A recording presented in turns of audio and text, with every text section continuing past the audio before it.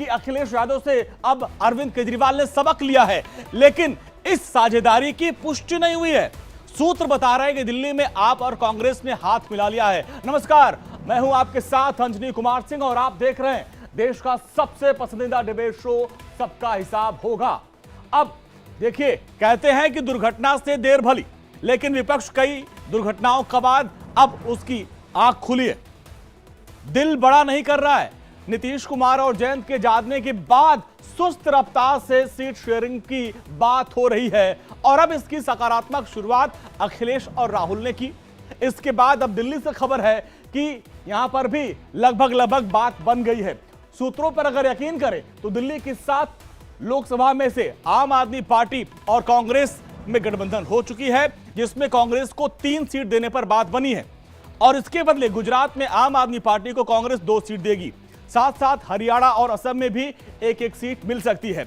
हालांकि ये सारी बातें अभी सूत्रों के हवाले से खबर है, दोनों दलों की तरफ से अभी इस पर आधिकारिक पुष्टि नहीं की गई है। कहा यह जा रहा है कि हम मिलकर लड़ेंगे, लेकिन सीट शेयरिंग का फॉर्मूला क्या होगा इस पर अभी कोई खुलकर नहीं बोल रहा है।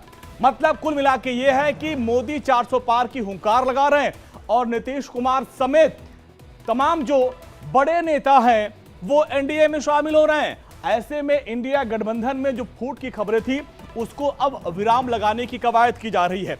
अब विपक्ष एकजुट होकर क्या कर लेगा? और एक कहावत है ना, जब चिड़िया उग गई खेत। ये आज का सबसे बड़ा सवाल है। आज इसी मसले पर हम तमाम बड़े राजनीतिक पैनल के साथ चर्चा करेंगे, लेकिन उसके पहले सबका हिसाब होगा का वो 3 अहम सवाल जान लेते हैं जिस पर आज हम चर्चा करेंगे, जिसके पूरे इर्द गिर्द चर्चा होगी। तो वो सवाल लाइए जिस पर आज हम चर्चा करेंगे। और सबसे बड़ा सवाल यह है कि अखिलेश से सबक लेकर केजरीवाल ने क्या कांग्रेस से हाथ मिला लिया है? क्योंकि अभी कल तक कह रहे हैं भाई 1-2 दिन बाद देखा जाएगा क्या होगा। दिल्ली, हरियाणा, गुजरात में सहमति, पंजाब में क्या दिक्कत है? आप देखिए, पंजाब में अभी बात नहीं बन पाई है। अगला सवाल यह है कि क्या मोदी के खिलाफ मजबूरी में एकजुट हो रहा है ये पूरा विपक्ष? और ये कहा जा रहा है इंडिया गठबंधन की तरफ से कि 400 सीटों पर सिर्फ एक ही उम्मीदवार रहेगा, अलग अलग लोग चुनाव नहीं लड़ेंगे, लेकिन उसमें कई पेच हैं। एक रिपोर्ट आपको दिखाते हैं, इसके बाद डिबेट की शुरुआत करते हैं।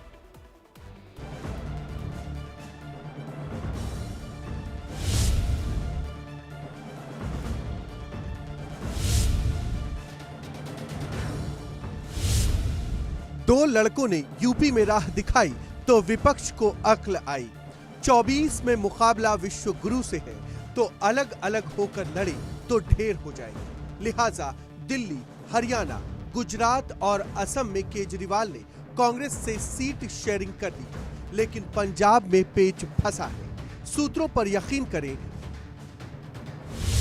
तो दिल्ली की कुल 7 लोकसभा सीटों में से आम आदमी पार्टी कांग्रेस को 3 सीटें देगी। 4 सीटों पर आम आदमी पार्टी के प्रत्याशी लड़ेंगे, तो वहीं गुजरात में कांग्रेस आम आदमी पार्टी को 2 सीटें देगी। हरियाणा में कांग्रेस आम आदमी पार्टी को 1 सीट देगी और असम में भी आप कांग्रेस को 1 सीट देगी। गठबंधन जो दिल्ली में है वो लगभग फाइनल होने की कगार पे है।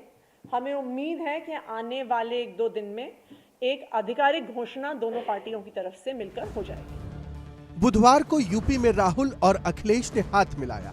समाजवादी पार्टी ने यूपी में कांग्रेस को 17 सीटें दी है। ठीक अगले दिन दिल्ली से अच्छी खबर आई और केजरीवाल ने राहुल से हाथ मिला लिया। लेकिन पंजाब में क्या होगा? भगवंत मान पहले ही अकेले चुनाव लड़ने का ऐलान कर चुके हैं। दिल्ली के सीएम अरविंद केजरीवाल ने चंडीगढ़ मेयर चुनाव को लेकर बीजेपी पर बड़ा हमला बोला है। इस गड़बड़झाले की तुलना उन्होंने पाकिस्तान से कर। चंडीगढ़ के अंदर इनके अधिकारी ने वोट में गड़बड़ करके भारी बहुमत से जीतने वाले व्यक्ति को हरा दिया और हारने वाले व्यक्ति को जिता दिया। पाकिस्तान में भी तो यही हुआ।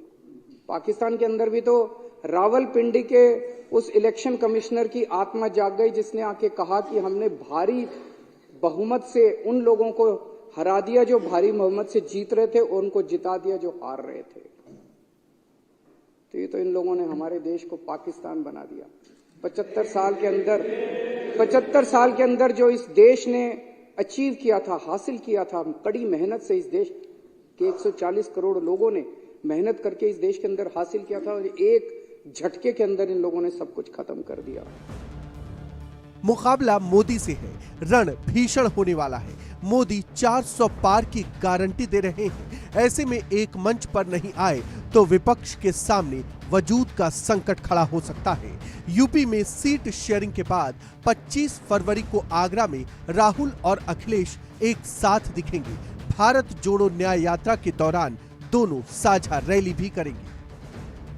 बिल्कुल, आज उनको इनवाइट करने जा रहे हैं 25 तारीख के लिए, और वो आगरा में हम लोग को इनविटेशन देंगे। सर कहां से कहां तक ये यात्रा जाएगी? अब ये मुरादाबाद से शुरू हो रही है और आगरा में 25 तारीख को समापन करेगी, उसके बाद ये राजस्थान जाएगी। इंडिया गठबंधन के रूप में विपक्षी दल तो मिल गए, लेकिन इनके दिल बड़ी मुश्किल से मिल रहे हैं। मिले तो कब, जब नीतीश चले गए, जयंत भी चले गए। अब देर हो चुकी है। हालांकि कहते हैं कि दुर्घटना से देर भली। तो क्या बचे खुचे दल एक होकर भी मोदी का विजयी रथ रोक पाएंगे? Bureau report, India daily live.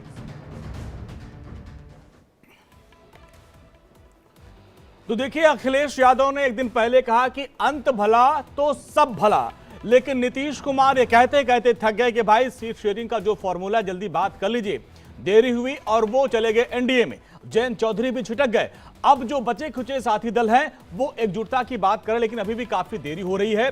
अब दिल्ली और बाकी राज्यों में क्या फॉर्मूला बन रहा है, मोदी को कैसे रोकेंगे, इसी पर आज हम चर्चा करेंगे। हमारे साथ कई खास मेहमान जुड़े, उनका परिचय सबसे पहले आपसे करवाते हैं।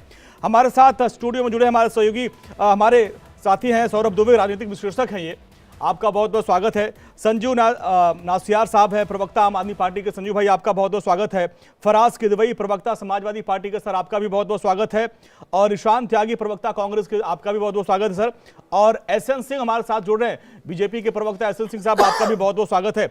और सबसे पहले ईशान जी आपके पास आएंगे। ये गठबंधन की जो बात चल रही थी, हालांकि अभी खुल के आप लोग तय बता नहीं रहे हैं कि भाई सीट शेयरिंग का जो फॉर्मूला है वो तय हो गया, बस कह रहे हैं 7 मिनट के लड़ेंगे। अगर सब कुछ बातचीत हो गई है तो इतना सस्पेंस क्यों बना अभी तक? अंजलि जी, देखिए, गठबंधन की कुछ औपचारिकताएं होती है जी जी, और जब तक औपचारिकताएं पूरी नहीं हो जाती, जब तक ऑफिशियल स्टेटमेंट नहीं आ जाती, तब तक किसी भी पार्टी को, चाहे हम हो, आम आदमी पार्टी हो, चाहे वो गठबंधन का हमारा कोई भी अन्य साथी हो, उसको सीट शेयरिंग पे कुछ नहीं बोलना चाहिए। और हम भी नहीं बोलेंगे। गठबंधन का धर्म ये कहता है, पहली बात तो ये जी। अब ये तो भारतीय जनता पार्टी वाले जाने कि उनके गठबंधन का धर्म क्या कहता है। क्या उनके गठबंधन का धर्म कहता है कि एकनाथ शिंदे को कितनी सीट देंगे और अजीत पवार को कितनी सीट देंगे महाराष्ट्र में? क्या वो क्लियर हैं बिहार में? ये भी सवाल पूछ लीजिएगा कि क्या वो क्लियर हैं बिहार में कि वो पशुपतिनाथ पारस को कितनी सीट देंगे और चिराग पासवान को कितनी सीट देंगे? ये भी सवाल पूछ लीजिएगा। उत्तर प्रदेश में वो राजभर जी को कितनी सीट देंगे, लोकदल के। लेकिन ईशान भाई, देखिए, सवाल इसलिए है कि भाई आप सारे लोग इकट्ठा हुए मोदी को रोकने के लिए और उनको सत्ता से हटाने के लिए। कर्नाटक वाला वो तस्वीर अभी भी मुझे याद है, जब सारे लोग एक साथ आप लोग हाथ मिला के खड़े थे। दीदी छिटक गई, नीतीश कुमार छिटक गए, जयंत चौधरी छिटक गए। तो ये सवाल पूछते पूछते काफी देर हो गई ना, सवाल तो आपसे होगा। नहीं, देखिए, कोई देर नहीं हुई है। पहली बात तो ये है, पहली बात ये है सबसे कि ये विचारधारा की लड़ाई है। विचारधारा की लड़ाई में हर उस पार्टी का स्वागत है जो भारतीय जनता पार्टी की कुनीतियों के विरोध में लड़ना चाहती है और कांग्रेस पार्टी के साथ विरोध में लड़ना चाहती है। तो जो डट के खड़े हुए हैं वो डट के खड़े हुए हैं, देश भी देख रहा है। पहली बात तो ये। हाँ। और ये जो चुनाव है ये केवल और केवल मुद्दों का चुनाव है। देखिए, चुनाव हमेशा मुद्दों पे लड़ा जाता है। ये नहीं देखा जाता कि कौन सी पार्टी किसके खिलाफ लड़ रही है, क्या है। जो जनता के आम जनमानस के मुद्दे हैं उस पर चुनाव लड़ा जाता है। और उन्हीं मुद्दों को लेके हमारे नेता आदरणीय राहुल गांधी जी भारत जोड़ो यात्रा पहले करी, उसके बाद भारत जोड़ो न्याय यात्रा के जरिए वो आम जनमानस के मुद्दे देश के बीच में लेके जा रहे हैं। ठीक है। अब मुद्दों पे अगर बात करें, देखिए, ठीक है, मुद्दों पे, देखिए, मुद्दों पे होना चाहिए, लेकिन जो एकजुटता हुई है मोदी को हटाने को लेकर। अब आते हैं संजू भाई, आपके पास आते हैं। अभी सौरभ भारद्वाज को मैं सुन रहा था, बोले भाई हम क्यों बोलें कि कितने सीटों पर बात हुई है, क्या हुआ है, जब वो बोलेंगे तब हम बोलेंगे। इतना सस्पेंस आपने क्यों बना के रखा? क्या वाकई मुद्दों पे ये चुनाव होगा या सिर्फ मोदी को हटाने के लिए चुनाव हो रहा है? देखिए अंजनी जी, एक बात तो तय है कि देश पूरी तरीके से 10 साल के हिसाब लेने के लिए तैयार बैठा है। हाँ। नरेंद्र मोदी जी को 10 साल पहले जब देश की जनता ने चुना था और 2019 में दोबारा उनको मौका दिया था तो बड़ी भारी उम्मीद के तौर पे दिया था, लेकिन पूरी तरीके से वो फेल हुए हैं। महंगाई के मुद्दे पे, भ्रष्टाचार के मुद्दे पे, बेरोजगारी के मुद्दे पे, ये सब मुद्दे अब देश के सामने मुंह भाई खड़े हैं जी। इन सब को लेकर इंडिया अलायंस बना है। इंडिया गठबंधन पूरी तरीके से इंटैक्ट है। जो लोग ईडी और सीबीआई से डरते थे वो इंडिया गठबंधन से बाहर जा चुके हैं। आज पूरी छाती तान के वो लोग खड़े हैं जो ईडी और सीबीआई से किसी भी कीमत पे जो भारतीय जनता पार्टी की एजेंसी बनके और भ्रष्टाचार की वो लड़ाई कि वो सारे भ्रष्टाचारी जो कि कांग्रेस और दूसरी पार्टियों में खुद भारतीय जनता पार्टी आरोप लगाती थी, उन सबको वो तोड़ के अपनी पार्टी में ले जाके किसी को उप मुख्यमंत्री, किसी को राज्यसभा मेंबर बना दिया है जी। अब पूरी तरीके से देश मुद्दों पे के ऊपर इंडिया अलायंस के साथ खड़ा है। और इंडिया अलायंस में जहां तक आम आदमी पार्टी का सवाल है, अरविंद केजरीवाल जी का सवाल है, हाँ। आप बिल्कुल निश्चिंत रहिए, आधिकारिक रूप पे तौर पे बहुत जल्दी घोषणा होने वाली है। ये माना जाए कि दल मिल गए हैं, दिल कब मिलेंगे? कहीं ना क्योंकि कहीं सभी फाइनल राउंड्स पे पंजाब में पेच फंसा हुआ है, दल तो आप लोग मिल रहे हैं, दिल मिल रहे हैं कि नहीं? कहीं कोई पेच नहीं फंसा हुआ है। जब दो पॉलिटिकल पार्टी या विभिन्न पॉलिटिकल पार्टी जिनका ग्राउंड पे वजूद है वो पार्टियां जब इकट्ठी होकर चुनाव लड़ती हैं तो मुद्दों पे वो संगठन बनता है। और कहीं पर स्टेट में फ्रेंडली आमने सामने भी लड़ा जा सकता है, उसकी आप चिंता ना करें। हाँ। लेकिन जहां तक नरेंद्र मोदी जी को हटाने की आप बात कर रहे हैं, हाँ। नरेंद्र मोदी जी को हटाने की बात नहीं है। हाँ। देश का ये कुशासन, ये डिक्टेटरशिप जो देश देख रहा है उसको हटाने की ये लड़ाई है। ठीक है, चलिए थोड़ा सा आप समाजवादी पार्टी के पास चले, क्योंकि समाजवादी पार्टी ने कम से कम एक शुरुआत की थी। और चलते हैं फयाज भाई, कम से कम नाना करते इकरार तो कर लिया आप लोगों ने, मतलब एक दिन पहले तक हो रहा था कि हम नहीं जाएंगे, आएंगे जाएंगे, आखिर अब जो है वहां पे बात पक्की हो गई है। अब ये जो है धरातल पर लागू होगा।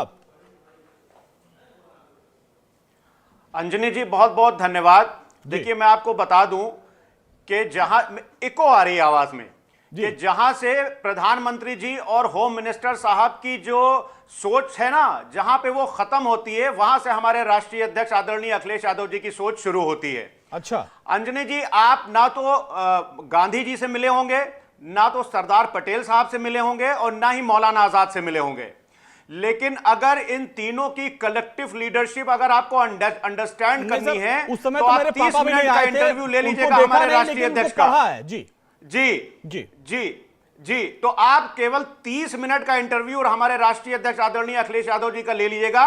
इन तीनों की कलेक्टिव लीडरशिप का आपको जो प्रतिबिंब है ना वो उनमें दिख जाएगा।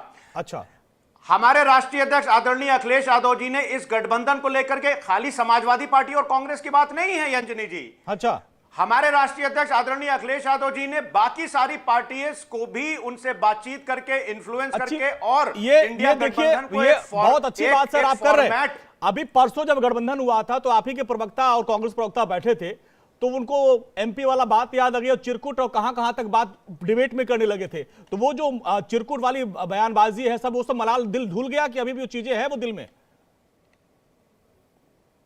देखिए बड़ी लड़ाई लड़ने के लिए ये सब छोटी मोटी चीजों को दिल में नहीं रखा जाता है। मैं फिर से आपसे बोल रहा हूं कि गठबंधन इतिहास में अगर गठबंधन राजनीति का इतिहास लिखा जाएगा तो सुनहरे अक्षरों में लिखा जाएगा आदरणीय अखिलेश यादव जी का नाम। क्यों?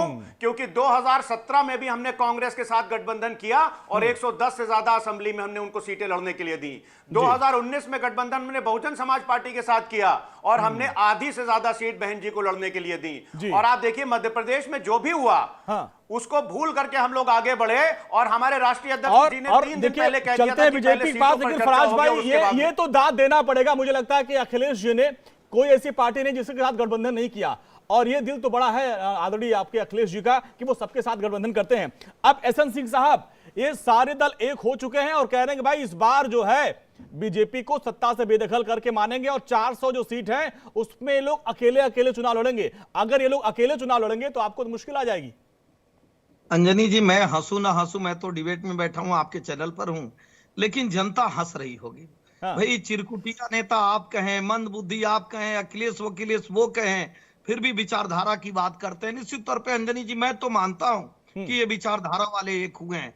भगवान राम पे गोली चलाने वाले और राम की सत्ता पर सवाल उठाने वाले दोनों एक हो गए हैं। देश के संसाधनों पे एक का अधिकार बताने वाले और भारत माता को डायन कहने वाले दोनों एक हो गए हैं। तुष्टीकरण की राजनीति करने वाले, शाहबानो केस में संविधान बदलने वाले और मऊ मुजफ्फर के नगर के दंगे कराने वाले, जिसमें डीएम एसपी को एक कहने वाले एक धर्म को पकड़िए दूसरे धर्म को छोड़ दीजिए, निश्चित तौर पे एक हो गए हैं। सेलेक्टिव अप्रोच वाले जो कहीं एक जगह अगर किसी बहन बेटी के साथ कुछ होता है तो वहां धर्म के नाते नहीं बोलते हैं, दूसरे जगह बोलते हैं, ये सभी एक हो गए। लेकिन आम आदमी पार्टी आप देखिए 400 पेज का भ्रष्टाचार का रिपोर्ट आम आदमी पार्टी, भारतीय जनता पार्टी ने लक्ष्मी नगर थाने में जमा की थी। वो किसके खिलाफ की थी? कांग्रेस के खिलाफ। और ये भ्रष्टाचार आप कहे कि मोदी जी ने किया क्या? हम लोग जान रहे थे कि आप ये सवाल पूछेंगे, इसलिए जब भ्रष्टाचार पर कठोर कार्रवाई हो रही है तो आपके 3-3 नेता जेल में है भाई, कोई और जेल में नहीं है, भ्रष्टाचारी जेल में है। आम आदमी तो सीना तान कर चल रहा है और आप कह रहे हैं कि भारतीय जनता पार्टी ने किया क्या? क्योंकि आपके लिए 370 तो कोई कार्य था नहीं, देश में कई विधान चाहिए, अभी भी कांग्रेस का नारा है। लेकिन एसएन सिंह सर, ये कहा जा रहा है कि जितनी भी ईडी और सीबीआई कार्रवाई हो रही है सब विपक्षी पार्टियों के नेताओं पे हो रही है। क्या सारे भ्रष्टाचारी विपक्ष में ही है, सत्ता पक्ष में सब पाक साफ है? अंजनी जी ये सवाल लेकर ये लोग सुप्रीम कोर्ट गए थे, हमारे फराज किदवई भी गए थे और कांग्रेस आम आदमी पार्टी के 16 पार्टियों के लोग सुप्रीम कोर्ट में गए थे। सुप्रीम कोर्ट ने इतना तेज डांट लगाया कि मुझे लगता है 10 सेकंड भी वहां नहीं, उन्होंने कहा निराधार यहाँ पर चले आते। आपके पास कोई आधार होना चाहिए। और बाबा साहब भीमराव अंबेडकर जी जब संविधान लिख रहे थे तो उन्होंने एक गलती कर दी इन लोगों के हिसाब से। उन्होंने कांग्रेस से नहीं पूछा, जैसे इंदिरा जी कहती थी कि इंदिरा इज भारत और भारत इज इंदिरा, ऐसे ही समाजवादी पार्टी और कांग्रेस की पार्टी के लिए एक लाग उसमें डाल देना चाहिए कि जब जब ये भारत में रहेंगे, बेशक ये देश के संसाधनों पे एक का अधिकार बताएं, बेशक के हिंदू मुस्लिम राइट कराएं, बेशक के सिखों की हत्या कराएं, बेशक के मीसा लगाएं, देश में इमरजेंसी लगाएं, लेकिन जब जब ये देश में रहेंगे तब तब संविधान। अच्छा, फराज भाई कुछ दिखा रहे थे, फराज भाई जो दिखा रहे थे वो दिख तो नहीं रहा, वो आप बोल के बता सकते हैं? जी ये जरूर दिखा रहे थे कि मैं दिखा ये रहा था अंजनी जी कि बात हमारे सिंह साहब, देखिए सिंह साहब बात कर रहे थे करप्शन की। अरे साहब मैं थोड़ी ना बोल रहा हूं, करप्शन परसेप्शन इंडेक्स में भारत की पोजीशन क्या हो गई है। आप ये देखिए कि भारत जो है वो 82 नंबर से 93 नंबर पर आ गया है। आप अभी बात कर रहे थे, तमाम तरह के एलिगेशन लगा रहे थे। अरे किसानों के ऊपर आप लाठीचार्ज कर रहे हैं, अन्नदाता के ऊपर आप आंसू गैस के गोले छोड़ रहे हैं, अन्नदाता के ऊपर आप गोलियां चला रहे हैं, अन्नदाता को आप आतंकवादी बोल रहे हैं, अन्नदाता को आप खालिस्तानी बोल रहे हैं, अन्नदाता को आप उग्रवादी बोल रहे हैं। अगर कोई महिलाओं पर भी अत्याचार करिए, हिंदू महिलाओं पर भी अत्याचार करिए, लेकिन भारतीय जनता पार्टी की सरकार है। अरे प्रधानमंत्री जी कपड़े देख करके बता देते हैं कि कौन आतंकवादी है और कौन जो है वो खालिस्तानी है। अरे भाई साहब, जब से भारतीय जनता पार्टी की सरकार 2014 से आई है ना, देश का बेड़ा गर्क कर दिया है। ठीक है, चलिए अब देखिए ये तो सियासत शुरू हो चुकी है। सौरभ दुबे को लाते हैं डिबेट में। सौरभ भाई देखिए, आपने सभी पार्टियों को सुना और ये कहा जा रहा है कि ये विचारों की लड़ाई है, विचारों का गठबंधन है, थोड़ा ऊंच नीच बातचीत में हो जाती है, उसको भूल जाना चाहिए, अंत भला तो सब भला। सौरभ भाई। हाँ बिल्कुल, जो है कम से कम संतुष्ट होने के लिए तो जो आप कह रहे हैं वो सही है, अंत भला तो सब भला। बट ये भी तो देखना चाहिए कि जो आपको जो है जिस गठबंधन को आपने मजबूती के साथ जो है बनाना चाहिए था पहले, उसमें आपने कितनी देर लगा दी है। क्या अब देर नहीं हो गई? अगर उसके बाद भी आपको संतुष्टि मिलती है तो संतुष्टि आपको मुबारक हो, पहली बात। दूसरी बात देखिए, कांग्रेस पार्टी का हाल ऐसा हो गया, कांग्रेस पार्टी जो कभी मुल्क की पार्टी हुआ करती थी, आज वो कहीं ना कहीं मोहल्ले की पार्टी हो गई है। जो बात होती थी कि कांग्रेस पार्टी अकेले अपने दम पे चुनाव लड़ने का प्रयास करती थी, आज उसको सभी राज्यों में सभी राज्य की पार्टियां हैं उसकी आवश्यकता पड़ रही है। और राज्य की पार्टियां भी ये जानती हैं कि हमारे बिना कांग्रेस जो है वो बिल्कुल चल नहीं सकती किसी भी जगह, किसी भी राज्य में, चाहे वो बंगाल में हो, चाहे वो। अरे भाई साहब, मैं अभी आप शांत बैठिए, अभी कहा मैं तो आप आया नहीं, अखिलेश यादव जी बताया नहीं। देखिए राहुल गांधी जी की समस्या क्या है कि जब वो अखिलेश यादव जी के ऊपर आने की आपकी औकात भी नहीं है। सुन लीजिए, तो उनका राजनीतिक परेड जो है और पर्यटन वो हमेशा पाखंड दिखाई देता है। वो हमेशा से जनता की जो समझ है ना उसको भांपने में जो है असफल रहे। देखिए प्रधानमंत्री नरेंद्र मोदी जो इस देश की सबसे मजबूत शख्सियत है उससे आप चुनाव लड़ने जा रहे हैं और राहुल गांधी जी इतने परिपक्व हैं और अखिलेश यादव जी आ जाते हैं। जब ये बार बार बीच में बोल रहे हैं मैं अखिलेश यादव जी पे आ जाता हूँ।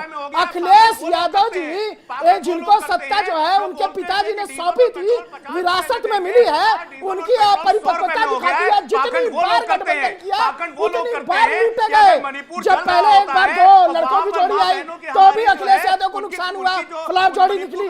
पिछली बार आपका ध्यान होगा कि मायावती जी के साथ जो गठबंधन किया मायावती वहां पर मायावती जी जिनकी सीट बिल्कुल नहीं थी 10 सीटों पर चली गई। अखिलेश यादव जी की सीट 8 सीट थी वो 5% हट गए।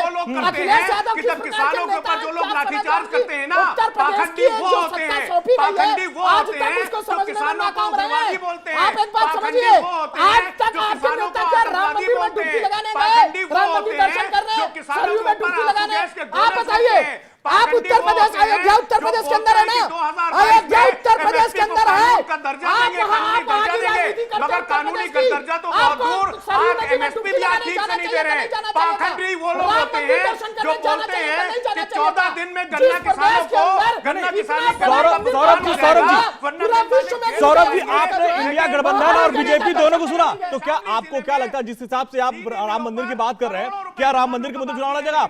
और ये देखिए आते हैं अंजनी जी, ईशान भाई, अंजनी जी जरूरी जवाब लेना है। ऐसे डिबेट होगा अंजनी भाई, अंजनी भाई ऐसे डिबेट होगा, अंजनी भाई ऐसे डिबेट होगा, दोनों को बोलने नहीं दिया जा रहा। अरे अंजनी जी ऐसे डिबेट बोलिए ईशान भाई बात चलेंगे। सिंह साहब जल्दी बोलिए। अंजनी जी फराज जी को ये बताइए 700 दंगे जो उत्तर प्रदेश में हुए वो फराज भाई के जाति भाई के, फराज भाई के दोस्त, फराज भाई के बिरादरी के लोग 400 दंगों का मेन कारण महिलाएं थी। 2 महिलाओं को मेरठ में दिन दहाड़े 2 बजे फराज के दोस्तों ने दोस्त उठा ले गए थे। मुजफ्फरनगर के मेन दंगे का कारण ही फराज जी के भाई बंधु थे। मुझे लगता है कि फराज जी को अपने भाई बंधु क्या मतलब इसका? अरे सिंह साहब भाई बंधु का मतलब है जिस समाजवादी अखिलेश की में क्या हुआ वो अखिलेश यही तो पूछा जा रहा है, इसीलिए कहा जा रहा है मणिपुर की बहाने हैं तो संदेश खाली की बहाने के बारे में बोल दीजिए, कश्मीर के बारे में बोल दीजिए, लेकिन हम मेरठ के बारे में नहीं बोल पा रहे हैं, हम मुजफ्फरनगर के बारे में नहीं बोल पा रहे हैं। मुजफ्फरनगर में 2 बहनों के साथ क्या हो रहा था, मुजफ्फरनगर की बहनों के साथ क्या हो रहा था, मुजफ्फरनगर के दंगे का कारण क्या था? ईशान भाई आपके पास आएंगे। एक बड़ा गंभीर आरोप लगाया था सौरभ दुबे ने। ठीक है, अब ईशान पास चलते हैं। ईशान देखिए ये जो चुनाव है लोकसभा का है और इसमें एक बहुत बड़ी बात सौरभ दुबे ने कही। उन्होंने कहा कि कांग्रेस देश की सबसे बड़ी पार्टी थी, लेकिन आज ये नौबत आ गई है कि उसके राज्यों में जो क्षेत्रीय क्षत्रप है उनके आगे झुकना पड़ रहा है। आपने 20 सीट मांगी यूपी में, अखिलेश ने कहा भाई 17 देंगे, 17 पे आप तैयार हो गए। आपने दिल्ली में मांगी 4 सीट, केजरीवाल ने कहा नहीं भाई हम 3 देंगे, आप 3 पे तैयार हो गए। और पंजाब में अभी भी कुछ बात नहीं बन पा रही है। सौरभ दुबे ने कहा कि भाई एक बड़ी पार्टी को इस तरीके से झुकना क्यों पड़ रहा है? अंजनी जी मुझे पहले तो ये बताइए कि क्या उन मीटिंग्स में जो गठबंधन की मीटिंग थी जिसमें सीटों का डिस्कशन हो रहा था, क्या उसमें आप मौजूद थे या सौरभ दुबे मौजूद थे? मुझे बताइए। नहीं, बहुत सारी चीजें वहां से निकल आती हैं। आप कहां से नंबर लेकर आ रहे हैं कि 20 सीट मांगी थी 17 मिली हैं, 4 मांगी थी 3 मिली हैं? नहीं देखिए, सूत्रों के हवाले से कई खबर मीडिया में चल रही थी। सूत्रों के हवाले से तो खबर मीडिया में ये भी चल रही थी कि गठबंधन ध्वस्त हो गया है और समाजवादी पार्टी हमारे साथ गठबंधन नहीं कर रही है। ईशान भाई यूपी में कितने सीट की उम्मीद थी? एक मिनट सर, यूपी में कितने सीट की उम्मीद थी आपको ईशान भाई? हमारे गठबंधन का इंटरनल मैटर है, हमारी सीट सॉल्व हो गई है। हम 17 सीटों पे खुश हैं, हम कर रहे हैं। हम 17 सीटों पे मेहनत करके लड़ाई लड़ेंगे, 17 में 17 जीत के आएंगे। उसी तरह से हमारे जो कार्यकर्ता हैं वो समाजवादी पार्टी को बाकी बची हुई सीटों पे जिताने की कोशिश करेंगे। दूसरी बात छोड़िए ये सब, एक बार उनकी बात सुन लेते जी। अब आपने यूपी की बात, दिल्ली और पंजाब में भी आई है जी। देखिए बहुत अंजनी जी ये लोग तो सबके बीच में बोल रहे हैं, इनके बीच में तो बोल के बताना पड़ेगा ना। नहीं अब कोई नहीं बोलेगा सर, वो ईशान भाई सुन रहे थे अकेले, ईशान भाई अकेले सुन रहे थे, किसी ने बीच में बोला नहीं। सुनिए तो मेरी आवाज इनसे ज्यादा बुलंद है, मैं इनको बोलने नहीं दूंगा। ईशान आइए कोशिश करके अरे देख सिंह लीजिए। साहब कोशिश करिए। सिंह साहब ईशान जी ने किसी के बीच में नहीं बोला, सुनिए उनकी बात सुनिए, इसके बाद आप जवाब दीजिएगा। ईशान जी बोलिए। सौरभ दुबे जी जब बोल रहे थे तो मुझे लगा कि एसएन सिंह साहब बोल रहे हैं। मुझे लगा राजनीतिक विश्लेषक जो होता है वो एक निष्पक्ष आदमी होता है, लेकिन वो तो बिल्कुल ऐसे बोल रहे हैं जैसे भारतीय जनता पार्टी के प्रवक्ता हो। मुझे तो सच में लगने लगा था कि एसएन सिंह साहब बोल रहे हैं। दूसरी बात, अभी उन्होंने बात करी कि यूपीए में इतने लोग हैं, कांग्रेस पार्टी पे उन्होंने सवाल उठाए। सबसे पहली बात तो ये बता दीजिए, अगर आप ही भारतीय जनता पार्टी के प्रवक्ता हैं तो एनडीए जब भारतीय जनता पार्टी बोलती है हम 370 सीट अब उनको सुन लीजिए, अब सुन लीजिए लाएंगे और 400 पार करेंगे, तो क्या जरूरत पड़ती है आपको अशोक चौहान की? बताइए, क्या जरूरत पड़ती है आपको जेडीयू की, जिनकी कसमें आप खाते थे कि जेडीयू के साथ बिल्कुल नहीं जाएंगे, क्यों उनको वापस ले लिया आपने? तो क्या बीजेपी बताइए ना। आप अपनी जब राजनीतिक धर्म की बात होती है तब आप भागते फिरते हैं। कांग्रेस पार्टी से आप सवाल पूछते रहते हैं। कांग्रेस पार्टी विचारधारा की पार्टी है, कांग्रेस पार्टी मुद्दों की लड़ाई लड़ने वाली पार्टी है। और एसएन सिंह साहब से सुनिए हाँ जी बोलिए। देखिए दुबे जी अगर बीच में बोल नहीं अंजनी जी इस तरह से मैं इनको रोका, बोलिए। मैं इनको रोक रहा हूं, अपनी बात रखिए जी, बोलिए। हाँ, तो अब मैं एसएन सिंह साहब की बात करता हूं। इन्होंने जब अपना वक्तव्य शुरू किया तो इन्होंने जनता की बात करी। हाँ। बहुत मुझे लगा कि जनता की बेरोजगारी की बात करेंगे, ये जनता के हंसने की बात कर रहे थे। अरे एसएन सिंह साहब, जनता के चेहरे पे थोड़ी मुस्कुराहट ले आइए, थोड़ा नौकरी उनको दे दीजिए, उनको बेरोजगारी से मुक्त कीजिए, उनको महंगाई से मुक्त कीजिए। जिसकी चीज का वादा करते थे, एमएसपी का वादा करते थे, वो किसानों को दे दीजिए। क्यों आज लाठी मार रहे हैं? क्यों आंसू गैस छोड़ रहे हैं किसानों पे? क्यों बेरोजगारों पे लाठियां मार रहे हैं? आप बताइए। लाठी मार रहा है? देखिए ये गलत करके रखा जा रहा है। किसानों पर किसने लाठियां मारी? मैं कह रहा हूं को भरने के लिए गलत कर क्यों दे रहा है? एसएन साहब का रेट जो है एसएन सिंह जा रहा है, जो कांग्रेस सरकार ने किया था, एसएन वो सिंह जवाब देंगे। प्रधानमंत्री नरेंद्र मोदी के नेतृत्व में भारतीय ईशान जी जवाब दीजिए, सिंह साहब जवाब देंगे। ईशान जी हाँ, ईशान जी सिंह साहब जवाब दीजिए आप। भारतीय जनता पार्टी का कंडवा डाल दीजिए। हाँ, सिंह साहब जवाब दीजिए। ईशान जी अब मैं बोल सकता हूँ। ठीक है ईशान जी मैं बोल सकता हूँ। ईशान भाई अब एसएन सिंह को जवाब सुनिए। एसएन सिंह का जवाब ईशान जी मैं बोल दूं, आपने पूछा कि भारतीय जनता पार्टी को। ईशान भाई अब सिंह साहब बोलेंगे। अच्छी बात। हाँ, सिंह साहब देखिए बोलिए। मैं कह रहा हूं ईशान जी, आप मत मानिए कि 370 जैसी धारा समाप्त करके भारतीय जनता पार्टी ने एक अच्छा कार्य किया। 3 तलाक पर जो कानून ले आए वो हमें लगता है मुस्लिम बहनें नहीं, पूरी भारत की बहनों के लिए एक अच्छा कानून है। लेकिन आपको नहीं लगता कि हमने एक अच्छा कार्य किया? भव्य राम का मंदिर बना के अगर कांग्रेस को नहीं लगता है तो ये कोई नई बात नहीं है। लेकिन ये चीज तो आप मानेंगे कि अगर 4 करोड़ आवास देने का कोई कार्य किया मोदी जी के नेतृत्व में भारतीय जनता पार्टी ने। अब आप सुन लीजिए, या तो फिर मैं आपके बीच में बोलूंगा। मैं कह रहा हूँ हमने जो उज्ज्वला दिया, जो उजाला दिया, वो तो आपको दे देना चाहिए। आपकी तो 60-70 साल सरकार रही।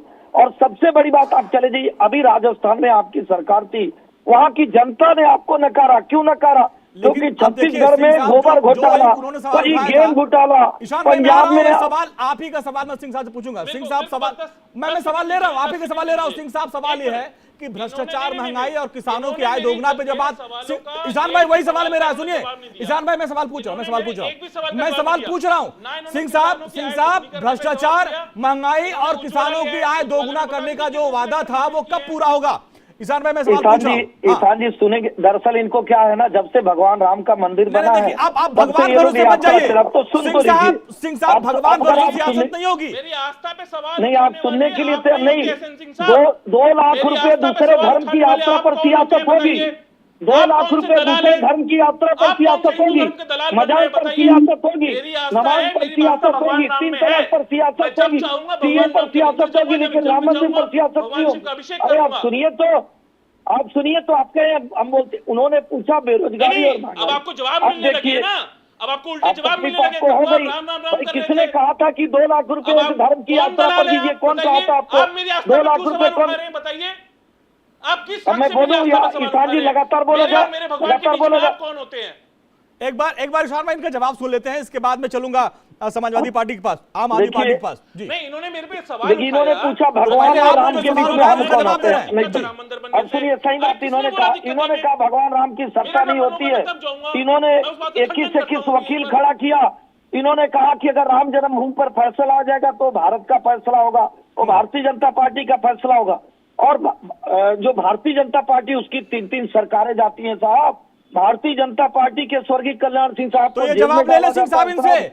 ईशान भाई, आप लोग भगवान राम से दूरी क्यों बनाए हैं इतना? वो सवाल कर रहे हैं कि आप लोग भगवान राम से दूरी बनाए हैं। आप लोग पहले उनको काल्पनिक कहते हैं और अब कह रहे हैं। सर अभी डिबेट में ढेर सारे सबके पास चलना पड़ेगा। सिंह साहब एक छोटा सा चीज और बता दूं। हाँ जल्दी बताइए, जल्दी बताइए। 10 सेकंड और दे। इन्होंने कहा महंगाई की बात करें, बेरोजगारी की बात करें। हम लोगों भी 5 राज्यों का जो चुनाव हो रहा था, हम लोगों ने कहा महंगाई पर आप बात कर लीजिए। राजस्थान और जहां भारतीय जनता पार्टी की सरकार है तुलना कर लीजिए, बेरोजगारी पर तुलना कर लीजिए। लेकिन ये हिंदू धर्म पर चले गए, वहाँ डेंगू और मलेरिया कहने लगे। एक धर्म का गला कटा, वहाँ 1 लाख रुपया, दूसरे धर्म को 1 करोड़ रुपया। तो तुष्टिकरण की राजनीति। ठीक, अब जवाब लीजिए सिंह साहब, जवाब लीजिए। इसके बाद हमको जाना संजू जी के पास। हो गया सिंह साहब, जवाब लीजिए। ईशान भाई जल्दी जवाब दीजिए, फिर मुझे चलना है संजू भाई के पास। आपने लगाया सारा काम। सिंह साहब अब सुन लीजिए।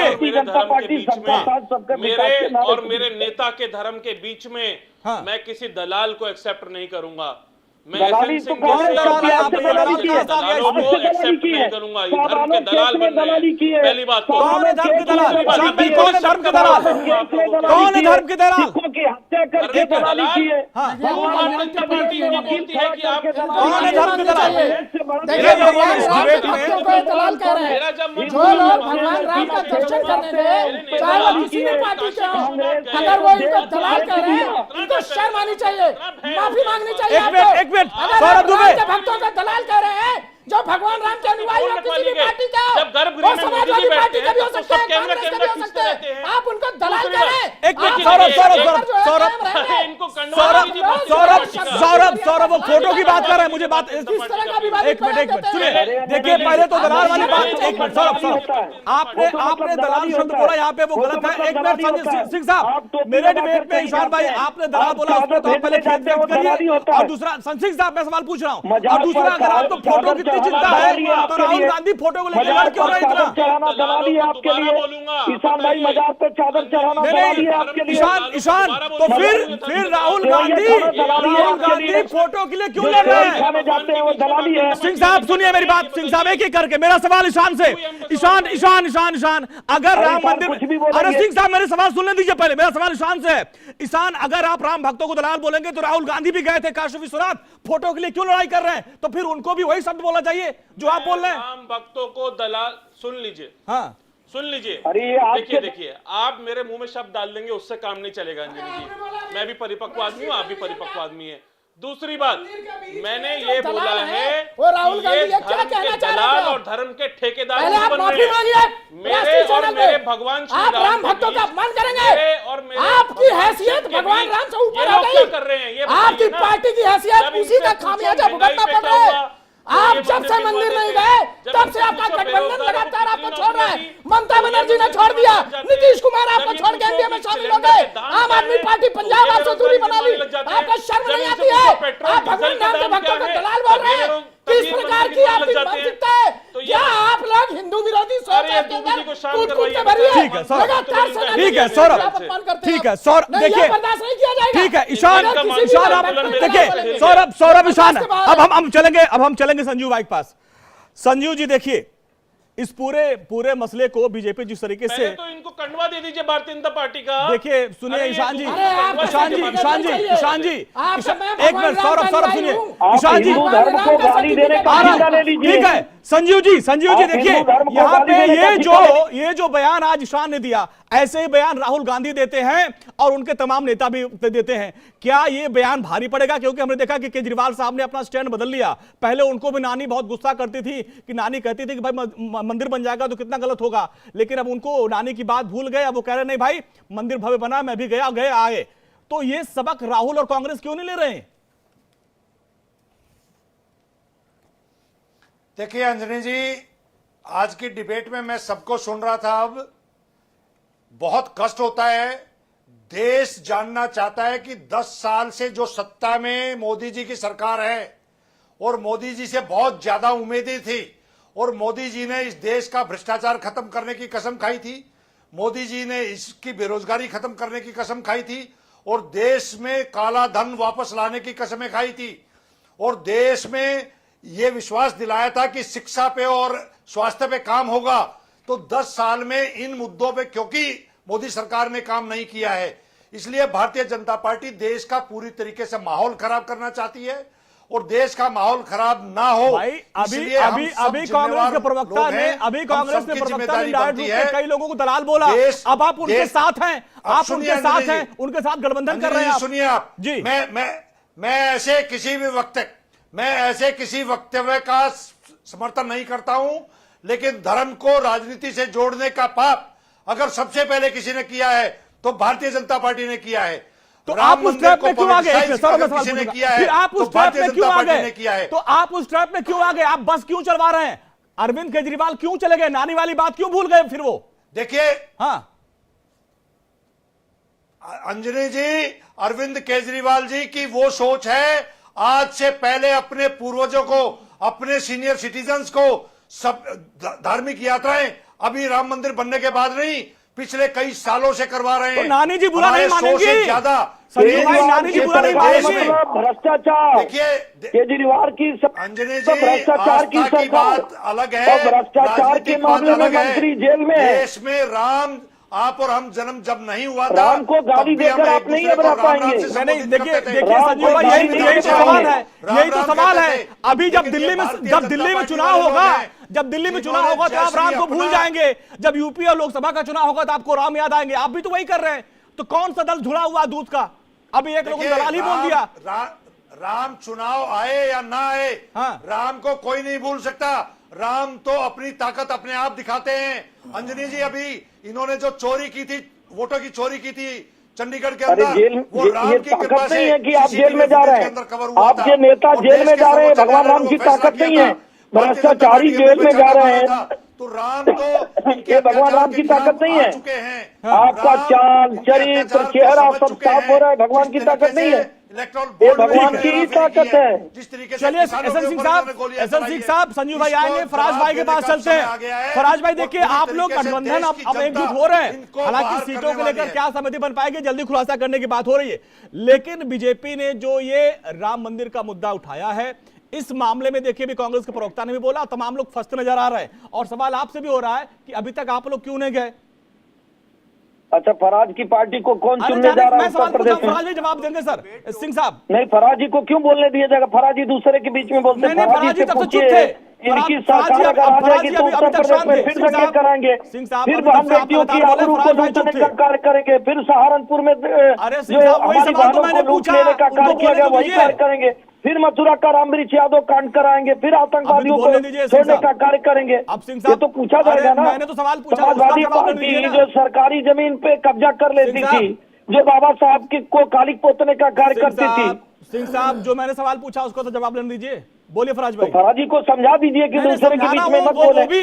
आप भी एक राजनीतिक दल के प्रवक्ता, वो भी हैं, उनको पता है कि क्या बोलना है। फराज जी को नहीं बोलना चाहिए, सबकी बात बोलने दीजिए सर, मेरा सवाल पूछ तो लेने दीजिए, थोड़ा सा मुझे अपना काम कर लेने दीजिए। हाँ बोलिए फराज भाई, कि आप लोग मंदिर जाने से अभी तक बच क्यों रहे हैं? मर्यादा पुरुष, अरे नाम तो ले लीजिए, मर्यादा पुरुषोत्तम प्रभु श्री राम, भगवान श्री राम का नाम ले लीजिए। सिंह साहब बोल ले लीजिए भैया, हम तो अल्लाह का नाम लेते हैं, आप मर्यादा पुरुषोत्तम प्रभु श्री राम का नाम तो ले लीजिए। और अखिलेश यादव जी को समझाइए कि राम मर्यादा क्या है, आप बोलने नहीं दे रहे हैं। आप बोलने तो दीजिए उनको, आप सत्ता में है तो क्या विपक्ष को बोलने नहीं देंगे?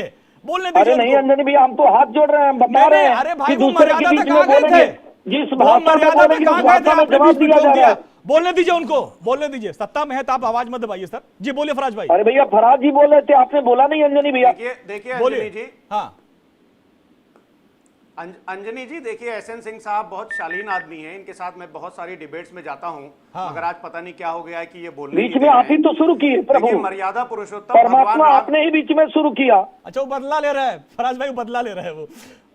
फराज भैया आपने बीच में शुरू किया। हम तो सिर्फ सवाल पूछ रहे हैं कि उत्तर प्रदेश की जनता समाजवादी पार्टी को क्यों चुनेगी, क्यों 700 दंगे कराएगी, क्यों मऊ मुजफ्फरनगर के कांड कराएगी, क्यों बुलंदशहर बदायूं के दुष्कर्म कराएगी, क्यों रामवृक्ष यादव किसी का जवाब दे रहा हूं मैं। तो जवाब ले लीजिए सिंह साहब, जवाब ले लीजिए। अरे सिंह, देखिए अभी बात हो रही थी मर्यादा पुरुषोत्तम भगवान राम की, तो अल्लामा इकबाल का एक शेर है जिसमें उन्होंने कहा है राम के वजूद पे हिंदुस्तान को नाज, अहले नजर समझते हैं इनको इमाम हिंद। दूसरी बात यह है कि गोस्वामी तुलसीदास जी ने रामचरितमानस में लिखा है कि अल्प मृत्यु नहीं कहुनौ पीरा, सब सुंदर सब बिरुज शरीरा, नहीं दरिद्र कोई दुखी न दीना, नहीं कोई अबुद न लक्षण हीना। इसका मतलब यह हुआ, सबको पता होगा, इसे मैं फिर बता दूं कि राम राज में छोटी अवस्था में मृत्यु नहीं होती थी, न किसी को कोई पीड़ा होती थी, सभी के शरीर सुंदर और निरोग थे। अब आप देखिए, इसको रिलेट करिए कि उत्तर प्रदेश में क्या हो रहा है। Maternal mortality rate Uttar Pradesh में, अंजलि जी 18 स्टेट्स का, ये मैं नहीं बोल रहा हूँ, इकोनॉमिक सर्वे ऑफ इंडिया की किताब बोल रही है। अखिलेश यादव जी, अखिलेश यादव जी कहते हैं उनको बोल तो लेने दीजिए, पूजने लगते हैं, यही तो ठीक है। इस वक्त हमारे पास एक बड़ी खबर है, सिंह साहब आएंगे आपके पास, आएंगे आपके पास, सिंह साहब आएंगे आपके पास, उनको आप बोलने दे रहे, वो चुप हो गए। एक बड़ी खबर आ रही है, बड़ी खबर आ रही है, दिल्ली की सियासत से बड़ी खबर आ रही है, और खबर यह है कि दिल्ली के मंत्री आतिशी ने एक बड़ा आरोप लगा दिया और कहा कि गठबंधन न करने की धमकी दी जा रही है, केजरीवाल को जेल भेजने की धमकी दी जा रही है, और ये कहा जा रहा है कि गठबंधन किया तो जेल भेज देंगे, और कुछ लोग हमें धमकियां दे रहे हैं। आतिशी ने साफ साफ आरोप लगाया और कहा कि हम डरने वाले नहीं हैं। सुनते हैं क्या कुछ कहा। देखिए, जैसा आपको पता है, भारतीय जनता पार्टी और उनके जो अलग अलग लोग हैं, ये कभी किसी को भेजते हैं, कभी किसी को भेजते हैं, कभी आपके रिश्तेदारों के माध्यम से मैसेज भिजवाते हैं, कभी आपके कार्यकर्ताओं के माध्यम से मैसेज भिजवाते हैं, कभी पार्क चलते मैसेज भिजवाते हैं। तो कल शाम से आज दोपहर तक कई अलग अलग लोगों के माध्यम से हमें ये मैसेज मिला है कि अगर आम आदमी पार्टी ने कांग्रेस के साथ गठबंधन कर लिया तो सैटरडे या मंडे को अरविंद केजरीवाल जी को सीबीआई का नोटिस आएगा, और उसके 1 या 2 दिन में दोनों सीबीआई और ईडी अरविंद केजरीवाल जी को गिरफ्तार कर लेगी। और हमें यह कहा गया कि अरविंद केजरीवाल जी को जेल से बाहर रखने का एक ही तरीका है, और वो है इस गठबंधन को तोड़ देना और इंडिया अलायंस को छोड़ देना। तो ये है बड़ी खबर, और अक्सर इस तरह की धमकियां आती रहती है, लेकिन जब उसका सोर्स पूछते बता नहीं पाते। अब देखिए संजीव सर, जरा बताइए कि वो कौन लोग आपको मैसेज दे रहे थे? आप जनता के बीच में हैं, जनता को आज बता ही दीजिए कि ऐसे कौन लोग आए थे, आपको व्हाट्सएप किया था, फोन किया था, चिट्ठी दी थी, मुंह जुबानी बोला था। थोड़ा पूरे भारत के सामने आप पोल खोल दीजिए, जिसके ऊपर कहना चाह रहे हैं। बोलिए, किसने धमकी दी आपको, या सिर्फ ऐसे हवा हवाई बातें हैं? अंजनी जी पूरी देश देख रहा है। अभी ताजा चंडीगढ़ के अंदर 3 हमारे पार्षद तोड़े इन लोगों ने। आप क्या उसके प्रूफ मांगेंगे कि भाई 3 पार्षद किसने तोड़े? गोवा की सरकार इन्होंने तोड़ी, कर्नाटका की इन्होंने तोड़ी, महाराष्ट्र की इन्होंने तोड़ी। ये लोग लोटस मिशन चलाते हैं, और ये पूरी तरीके से वो देखिए, वो देखा होगा, देखिए वो जो आप बात कर रहे हैं ठीक है, लेकिन अभी क्योंकि मेरे पास समय बहुत कम है, थोड़ा आप खुलासा कर दीजिए वो कौन लोग आए थे मैसेज लेके जो धमकी दे रहे थे कि अगर आप कांग्रेस साथ गए तो जेल भेज देंगे। ये बौखलाहट है इनकी। कौन है, कौन है बताएंगे? ये बौखलाहट है इन लोगों की, ये बौखलाहट है इन लोगों की। अरविंद केजरीवाल जी को पिछले कुछ दिनों से नाम बताइए ना आप लोग, चैनल पे बैठ के अफवाह फैलाती हैं, पार्टी तोड़ने के लिए। ये अहंकार वाले लोग हैं, अराजक वाले लोग हैं। मैं जानना चाहता हूं, अभी देश ने देखा 3 पार्षद। चलिए, आपके पास जवाब नहीं है, जवाब आपके पास नहीं है, लेकिन हमारे पास समय भी नहीं है, हमारे पास समय इतना ही है। और संजू भाई आपके पास जवाब नहीं, ठीक है, ठीक है, चलिए हमारे पास सर भाई, हमारे पास समय इतना ही है, हमारे पास समय इतना। एक ब्रेक के लिए हमको रुकना पड़ेगा, एक ब्रेक के लिए रुकना पड़ेगा। बहुत गंभीर आरोप लगाया आतिशी ने, कुछ दिन पहले कहा कि 20 करोड़ में खरीदा जा रहा है। टीम पहुंच के भाई बताओ नाम किसने आपको